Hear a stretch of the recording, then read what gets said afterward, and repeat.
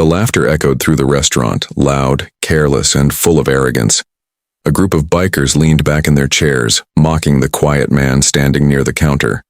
To them, he looked like just another customer. Someone easy to push around. Someone not worth taking seriously. They didn't notice the sudden shift in the room. They didn't notice how the air tightened, how conversation slowly died, how even the staff froze in place. Because in that moment, Chuck Norris didn't react. He didn't need to. From the shadows, another figure stepped forward, calm, focused, and completely unshaken. His eyes locked onto the bikers, not with anger, but with certainty, and before anyone could understand what was about to happen, everything changed. The laughter stopped. Regret began, and within seconds, Bruce Lee proved exactly why this was the biggest mistake they would ever make. The low rumble of motorcycle engines rolled through the street long before anyone inside the restaurant saw them. It started as a distant vibration, a subtle disturbance beneath the usual calm of the evening, but within seconds it grew louder, sharper, impossible to ignore. Outside, headlights cut through the dim light like blades, one after another, until the entire front of the restaurant was flooded with harsh beams and the heavy growl of machines idling in unison. Inside, conversation slowed. A few people glanced toward the windows, their expressions shifting from curiosity to quiet concern. The place had been warm just moments ago, filled with the soft clinking of plates, low laughter, and the comfortable rhythm of an ordinary night. Now, something else crept in, something heavier. The kind of tension that doesn't announce itself with words but settles into your chest all the same. The door swung open with a force that didn't match the setting. It wasn't just opened, it was claimed. Boots hit the floor one after another, loud, deliberate, echoing across the room like a challenge no one had asked for. Leather jackets creaked as a group of bikers stepped inside, their presence filling the space far beyond their numbers. Chains hung from belts, rings flashed under the lights, and their expressions carried the kind of confidence that came from never being told no. They didn't wait to be seated. They didn't look around for permission. They walked in like they owned the place. A chair scraped loudly as one of them dragged it across the floor, the harsh sound cutting through what little normalcy remained. Another knocked lightly against a table. Not enough to cause damage, but enough to make the couple sitting there flinch and quickly gather their things. A quiet exit. No confrontation. Just people choosing not to be part of whatever was about to unfold. The bikers spread out, taking over the center of the restaurant, their voices rising as if to fill any silence that dared to return. Laughter broke out, loud, careless, designed to be heard. It wasn't the kind of laughter that came from humor. It was the kind that came from control. One of them leaned back in his chair, boots up on the table, scanning the room with a slow, deliberate smirk. His eyes landed on different faces, some nervous, some avoiding eye contact entirely, but none of them responded. That seemed to amuse him even more. "Nice place," he muttered, though there was nothing appreciative in his tone. Another biker grabbed a menu, barely glancing at it before tossing it back onto the table. "Too quiet," he said, loud enough for everyone to hear. "Feels like a library." A few of them chuckled, the sound echoing again, louder this time, more deliberate. It wasn't just noise anymore, it was pressure. The kind that pushed against every wall, every table, every person sitting there, making it clear that the atmosphere had changed and wasn't going back anytime soon. Near the counter, a staff member hesitated before stepping forward, forcing a polite smile that didn't quite reach their eyes. "Can I get you something?" The voice asked, steady but careful. The closest biker looked up slowly, as if even acknowledging the question was a favor. "Yeah," he said, dragging the word out. "Start with respect." A few more laughs followed, sharper now, feeding off each other. The staff member nodded quickly, retreating just as carefully as they had approached, clearly understanding that this wasn't a situation that would be solved with normal customer service. At a table near the wall, A man sat quietly, his posture relaxed, his presence almost unnoticed. He didn't react to the noise, didn't turn his head when the door slammed or when the laughter broke out. He simply sat there, calm in a way that felt out of place given everything happening around him. One of the bikers eventually noticed him. It wasn't immediate. It came in that casual, dismissive way, eyes scanning the room again, looking for something new to poke at, something that hadn't already been disturbed. And then they stopped. "There," one of them said, nudging the other slightly. There, attention shifted as a group, subtle but unified. They saw a man who didn't fit the reaction they expected. No fear, no discomfort, no effort to leave, just stillness. That alone made him interesting. One biker stood up, stretching his shoulders as if preparing for something, though nothing had been said yet. He walked a few steps closer, boots hitting the floor with that same deliberate rhythm, each step drawing more attention from the room. "Hey," he called out, not aggressively at first, but loud enough to demand a response. The man didn't answer. The biker smirked, glancing back at his group as if to say, "See this?" Then he stepped closer, this time stopping right at the edge of the table. "I'm talking to you," he added, a little sharper now. Still nothing. Around them, people watched without appearing to watch. Quick glances, half-turned heads. The kind of awareness that spreads quietly when everyone knows something is about to happen, but no one wants to be the center of it.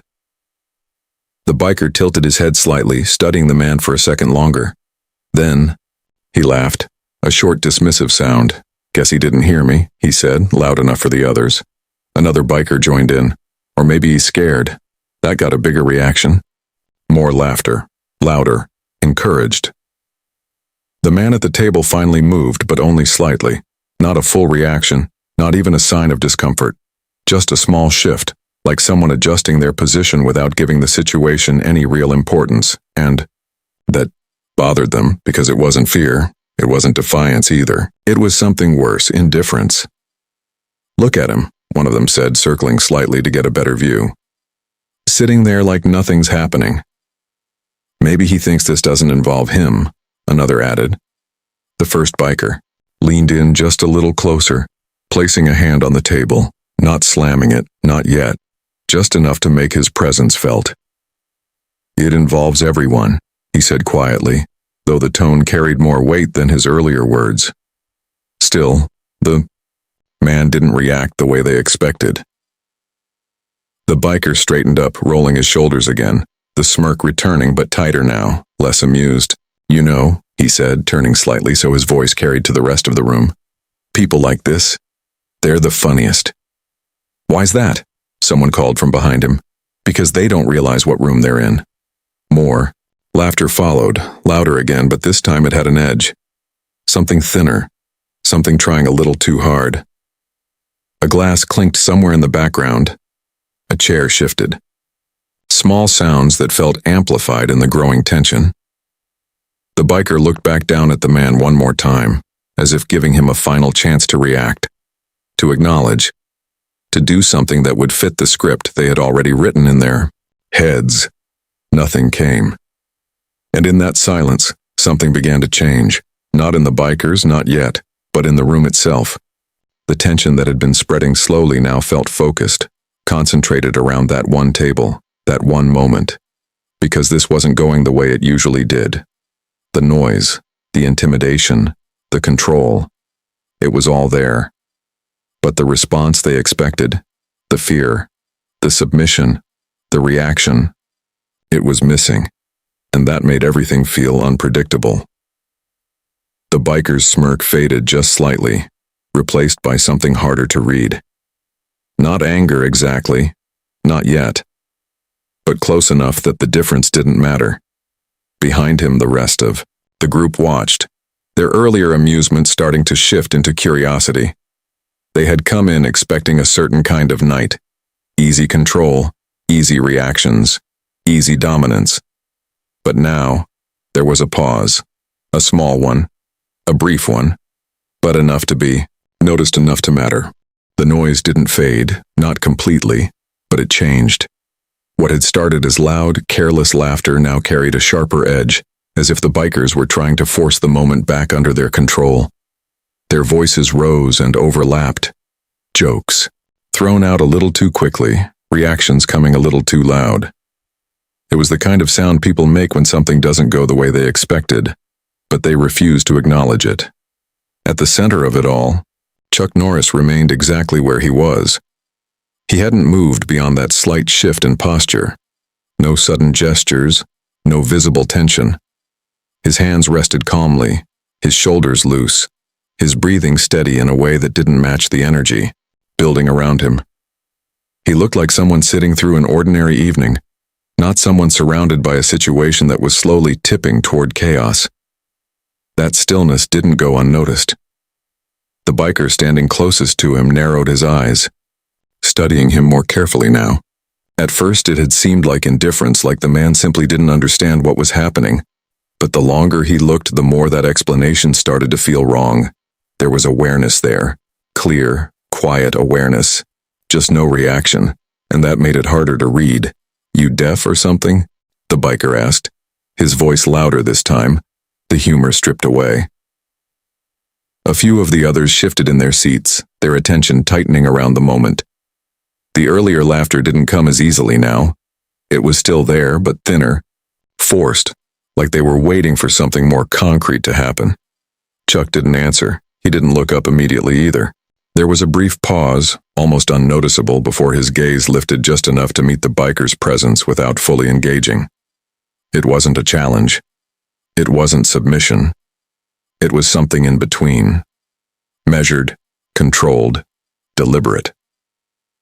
Then, his eyes settled again, not dismissively, but without giving the moment more weight than it deserved. The biker let out a short breath through his nose, half laugh, half irritation. "You think this is funny?" No response. Behind him, one of the others leaned forward, elbows on the table, watching closely. "Maybe he's got a problem," he said, loud enough to be heard. "Or maybe he just doesn't know who he's dealing with." That line usually worked. It usually got a reaction, nervous laughter, quick apologies, something to confirm the balance of power they relied on. But here it landed and disappeared without effect. Chuck shifted his hand slightly, the smallest movement, but controlled. Not restless, not nervous. Just an adjustment, like someone settling into a more comfortable position. The biker's jaw tightened. "You're sitting real comfortable for someone in the wrong place," he said, leaning a little closer, his shadow falling across the table. There was a pause. Then quietly, without any change in tone or posture, Chuck spoke for the first time. "Seems like the right place to me." The words weren't loud. They didn't need to be. They carried in a way that cut through the surrounding noise, clear and steady, without a trace of hesitation. For a split second, the room stilled. Not completely. Plates still clinked softly somewhere in the background. A chair creaked. But the focus shifted, tightening around that exchange, pulling attention inward. The biker blinked once, caught off guard, not by the words themselves, but by the way they were delivered. No fear, no edge, just certainty. Then he laughed, louder than before, turning his head slightly toward his group. "You hear that?" he said. "He thinks this is his place."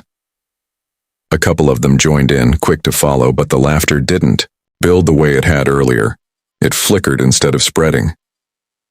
"Maybe he doesn't know whose place this is now," another biker added, pushing his chair back as he stood up. The movement was louder than necessary, the legs scraping hard against the floor. Now there were two of them standing near the table. The space felt smaller. Around the room, people avoided looking directly at the scene, but their attention stayed locked in. No one was leaving now. Not because they wanted to stay, but because something about the moment made it hard to move. Like stepping away would draw attention they didn't want. Chuck didn't look at the second biker as he approached. His focus didn't shift outward. It stayed contained, grounded, as if everything happening around him existed at a distance he didn't need to close. "That seat taken?" the second biker asked, gesturing toward the empty chair across from Chuck without waiting for an answer. He pulled it out anyway, turning it around and sitting with the backrest facing forward, arms draped over it in a casual, territorial posture. Now, it's not, he added with a smirk. Still no visible reaction. The first biker exhaled slowly, rolling his neck, as if trying to shake off the slight disruption in rhythm. This was supposed to be simple. Walk in, take over, get reactions, leave with the same sense of control they carried everywhere else. But this wasn't following that pattern. You know what I think? He said after a moment, his tone shifting again, quieter, but more focused. No one answered. I think you're trying to make a point. He leaned forward slightly, placing both hands on the table now, closer than before, but still not crossing into outright aggression, not yet. I just can't figure out what it is. Chuck's gaze lifted again, this time holding a fraction longer. There was no rush in it, no urgency, just a calm acknowledgement of the presence in front of him. Maybe there isn't one, he said. Another pause, short, heavy. The second biker let out a low whistle. He's got jokes, he muttered, though there wasn't much humor in it. A few of the others shifted in their seats, their earlier confidence starting to crack at the edges. Not gone, but unsettled. The situation wasn't escalating the way they expected, and that made it harder to predict. The first biker straightened up slightly, stepping back half a pace. Not retreating, just creating space as if reassessing. You're real calm, he said, almost thoughtfully now. Chuck didn't respond to that, didn't need to, because it was obvious. The calm wasn't forced, it wasn't a front, it wasn't someone trying to act tough or pretend they weren't affected. It was natural, effortless in a way that didn't fit the situation unless there was a reason behind it, and that reason wasn't clear yet. One of the bikers at the table in the whale center leaned back, crossing his arms. I don't like it, he said quietly to the others near him. Don't like what? Someone asked. He's not reacting. That simple observation carried more weight than anything that had been said out loud so far. Because it was true. Every move they made, every word they threw out, it all depended on a reaction. That's what gave them control. That's what shaped the situation in their favor. Without that reaction, the structure started to weaken. The first biker glanced back at his group, catching that shift. That subtle change in energy. It irritated him more than he wanted to show. He turned back to Chuck, his expression hardening again, the earlier amusement gone completely now. You know, he said slowly, most people in your position would have said something different by now. Chuck's posture didn't change, his expression didn't shift. Most people aren't here, he replied. The words landed with the same quiet precision as before. No force, no volume, just clarity. And for the first time since they walked in, there was no immediate laughter to cover it. Just a brief, uncomfortable silence that stretched a little longer than it should have. The silence didn't last long, but it lasted long enough to be felt. It pressed into the room, subtle but undeniable, as if everything had paused just a second too late. The bikers shifted, some leaning back, others adjusting their stance, trying to shake off the unfamiliar weight settling around them. Then it happened. A faint sound from near the entrance.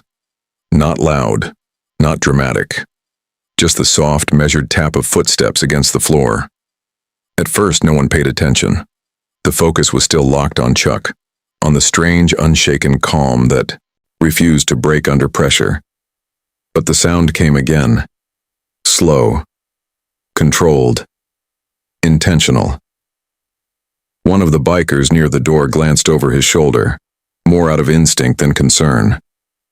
His expression barely changed at first. Then his eyes narrowed slightly, as if trying to confirm what he was seeing. Hey, he muttered under his breath, not loud enough to carry across the room.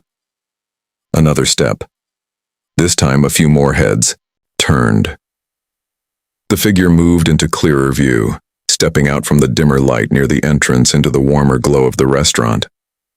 There was nothing flashy about him.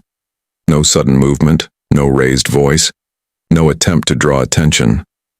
And yet, attention found him anyway. He walked with a calm that mirrored Chuck's, but it carried a different kind of presence. Where Chuck's stillness felt grounded and immovable, this felt precise, focused, like every step had already been decided before it was taken. His posture was relaxed, but not loose, controlled, balanced. The kind of stance that didn't need adjustment because it was already exactly where it needed to be. A couple of the bikers exchanged quick glances, their earlier confidence faltering just slightly, though none of them said it out loud. Not yet. The man didn't rush. He didn't slow down either. He simply moved forward at the same steady pace, eyes forward, awareness sharp without being obvious. Then he stopped. Not in the center of the room, not dramatically placed, just close enough. Close enough to be part of the moment. Close enough to be seen clearly. And when he lifted his gaze, everything shifted. It wasn't anger that came from him, not even irritation. It was something far more unsettling. Certainty. His eyes moved across the group, not quickly, not aggressively, but with a quiet precision that felt like it measured everything it needed to know in a single glance. One biker, then another. Then the one standing closest to Chuck. No words, no introduction. But something about that silence carried more weight than the noise that had filled the room just moments ago. One of the bikers let out a short laugh, trying to break the tension before it could settle too deeply. "What is this?" he said, gesturing loosely. "You bringing backup now?" A couple of others smirked, quick to follow, but again, the laughter didn't build. It flickered and faded too fast. The man didn't respond. He didn't even look at the one who spoke.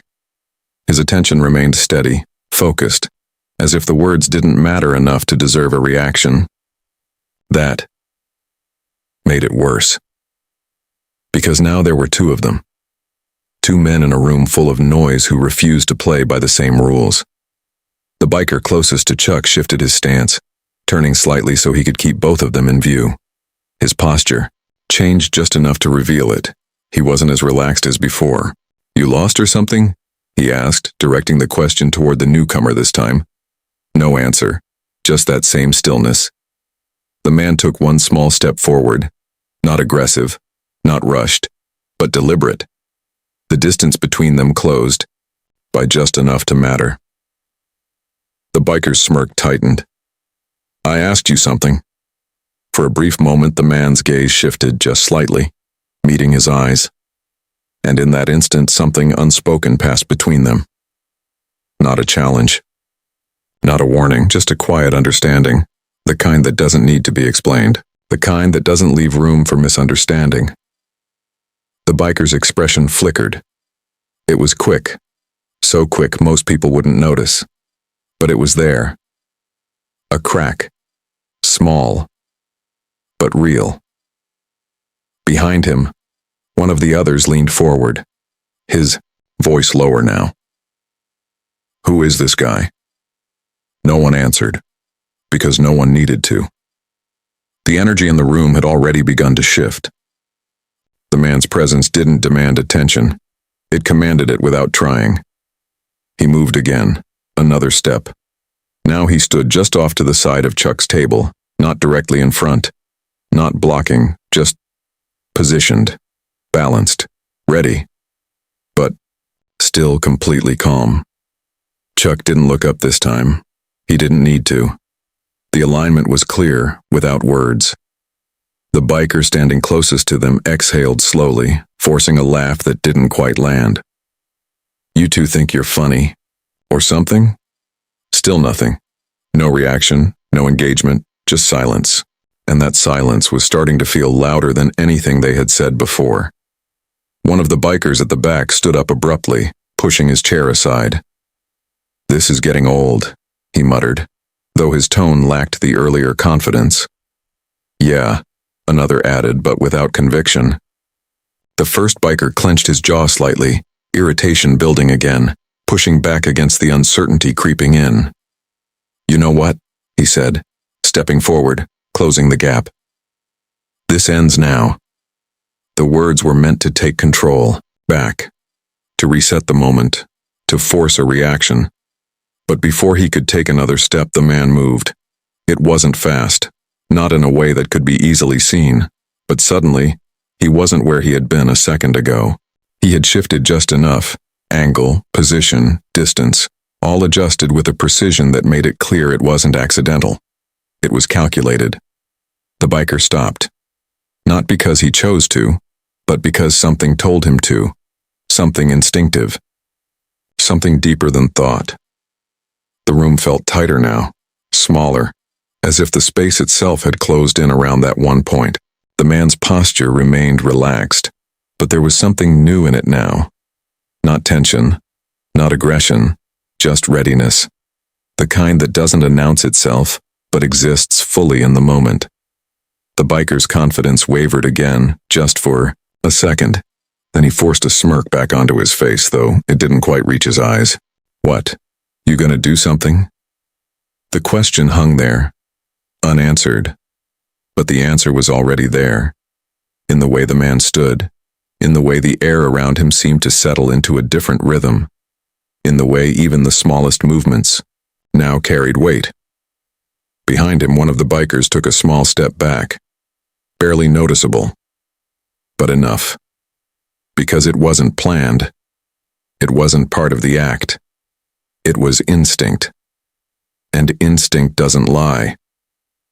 The man's gaze didn't shift, didn't waver. It stayed exactly where it needed to be. And in that stillness, something became clear. This wasn't escalating. It wasn't chaos. It wasn't a fight waiting to happen. It was something else entirely. Something controlled. Something precise. Something already decided before it even began. And the bikers, for the first time since they walked in, weren't the ones in control of it. The moment stretched thin, like a wire pulled tighter with every second. No one moved, but everything felt like it was already in motion. The bikers stood where they were, caught somewhere between pushing forward and stepping back, their earlier confidence now tangled with something they couldn't quite name. Then it broke. Not with a shout, not with a warning. With movement so fast it barely registered. The biker closest to the table shifted his weight just slightly, like he was about to step in, about to reclaim the control that had slipped from his grasp. His shoulder dipped, his hand tensed, and in that fraction of a second, Bruce Lee moved. It wasn't dramatic. There was no wind-up, no visible preparation. One instant he was still, balanced, completely at ease. And the next, he wasn't where anyone expected him to be. A sharp, precise step forward, a controlled deflection. The biker's arm, which had just begun to rise, was redirected before it could fully extend. Not forced, not smashed aside. Just guided, clean, efficient, like it had never belonged in that space to begin with. The biker blinked, confusion flashing across his face. He hadn't even realized what had happened. A split second later, a short, contained strike landed. Not wild, not aggressive, but exact. It didn't look powerful. It didn't need to. The effect was immediate. The biker staggered back a step, breath catching, balance disrupted, his expression shifting from irritation to shock. The room froze. No one spoke. No one reacted in time, because it had already happened. Before anyone could process it, Bruce adjusted his stance, again, small, almost invisible, but perfectly aligned. His posture reset, calm returning as if nothing had occurred. The second biker, the one sitting across from Chuck, shot up from Bao, his chair, the legs screeching loudly against the floor. "What the—" He didn't finish. Bruce turned. Just a fraction, just enough. The movement alone stopped him. Not because it was threatening, not because it was aggressive, but because it was certain. The kind of certainty that doesn't leave room for mistakes. The biker hesitated, his body reacting before his mind caught up. His hands lifted slightly, not in surrender, but in uncertainty, as if he couldn't decide what the next move should be. Behind him, the others stood up almost at once, chairs, scraping, Boots shifting, the noise finally returning. But this time it wasn't controlled. It wasn't confident. It was scattered.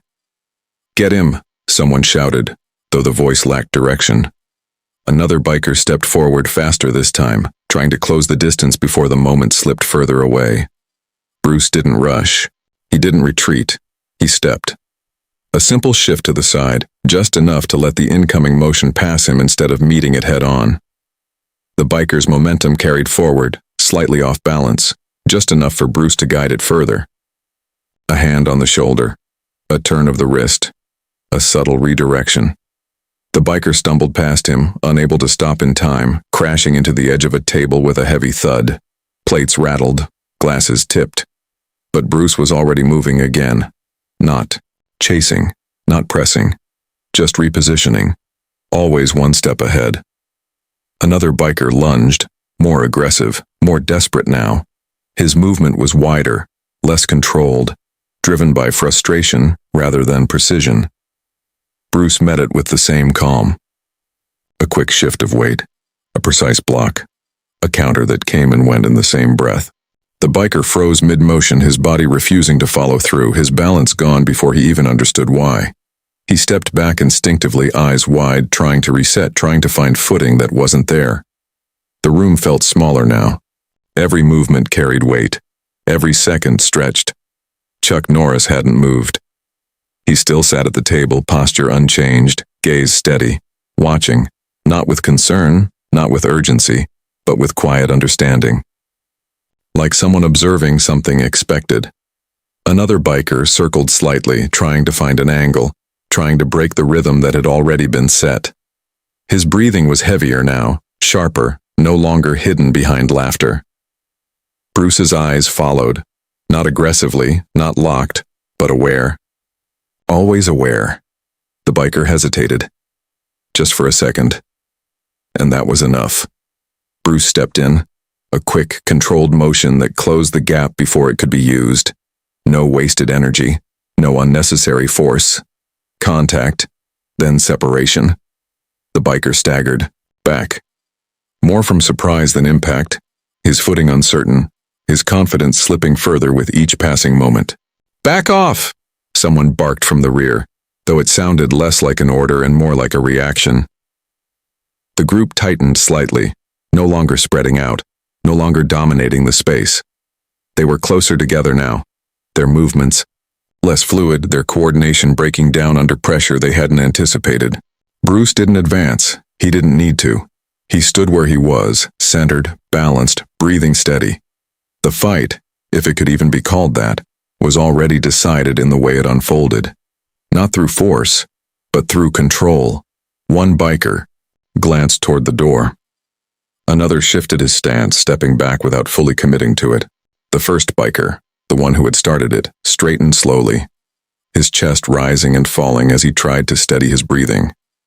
His eyes moved from Bruce to Chuck and back again. The realization settled in, not all at once, but enough.